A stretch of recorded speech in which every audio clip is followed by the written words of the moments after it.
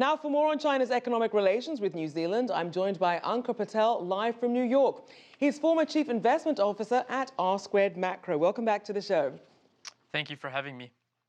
So we saw a number of deals highlighted. So what were the real standouts for you? I think we're still in the early stages of what's possible, but what really stood out to me is the fact that in an era where there's been so much backlash against globalization and trade agreements generally among the Western nations, you have China and New Zealand really agreeing to expand some of the free trade agreements that they already have in place.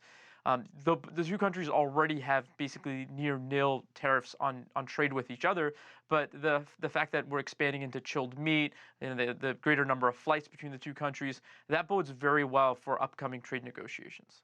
So being that China and New Zealand already are expanding their existing free trade deal, which has been in place for the last 9 years, what do you think we can expect going forward?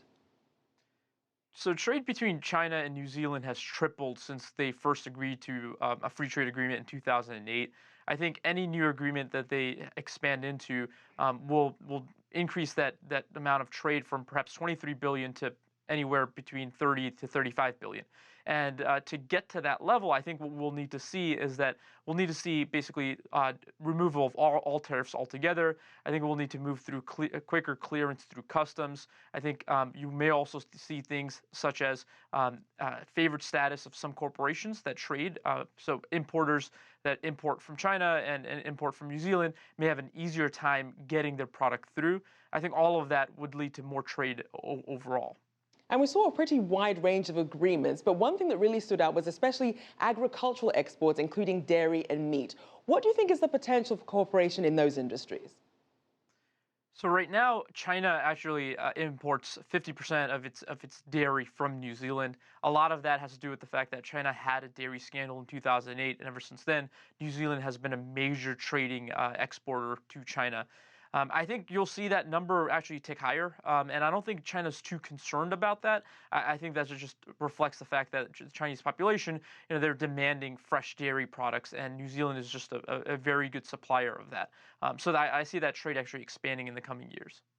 Now, we also saw cooperation on things like direct flights allowed between the countries, a joint climate action plan, and of course, strengthened cooperation on China's One Belt, One Road. So what new opportunities do you think these initiatives offer, especially when it comes to Belt and Road? So New Zealand is the first developed nation, the first Western nation to agree to One Belt, One Road initiative, and that allows China to deploy capital for infrastructure projects in New Zealand. Now, if you look at China, China has a tremendous amount of capital. It is heavily, maybe even too much invested in infrastructure within its own borders, and it needs to deploy that capital in other nations. A very good outlet, obviously, are some of the nations that are its trading partners. New Zealand is one of them. And I think really what it does is sets the stage for China to enter into those agreements with perhaps other nations such as Australia. And this is just a kind of a precursor to all of that. I think that has a tremendous amount of potential. China really needs to invest abroad. And speaking of potential, we know that China said it hopes to export more goods to New Zealand in order to really reduce the trade deficit. What do you think is the best strategy to really close this deficit? It's actually going to be very difficult for China to do that, and primarily because China has just a very large and growing middle-income class. I think for China to decrease its trade deficit, it would actually need to stop importing dairy and meat from New Zealand, and that's just very, very unlikely. I think what China can do, though, is get more into e-commerce within New Zealand, so sell more of its products directly into New Zealand. Perhaps that might help on the trade deficit front, but I really don't see that moving in China's favor anytime soon. And what about some of the perhaps potential sticking points or challenges in this relationship? Where do they still have room to really negotiate? I think one of the key areas is actually the amount of visas, and I think New Zealand would love to see more Chinese tourists. Already 400 million Chinese tourists enter New Zealand on an annual basis. That is just a sheer, just a very overwhelming amount.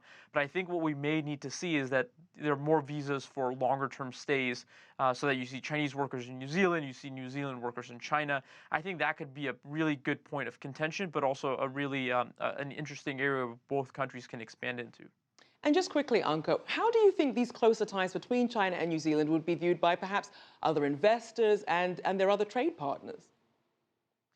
I think in the region specifically, I think economic integration with China is at this point a necessity. I don't think you can really shy away from it. The more interesting thing is that the One Belt, One Road has obviously security and political implications, and that might actually set the stage for perhaps more One Belt, One Road type initiatives with countries such as Australia and Japan, South Korea, and others in the region.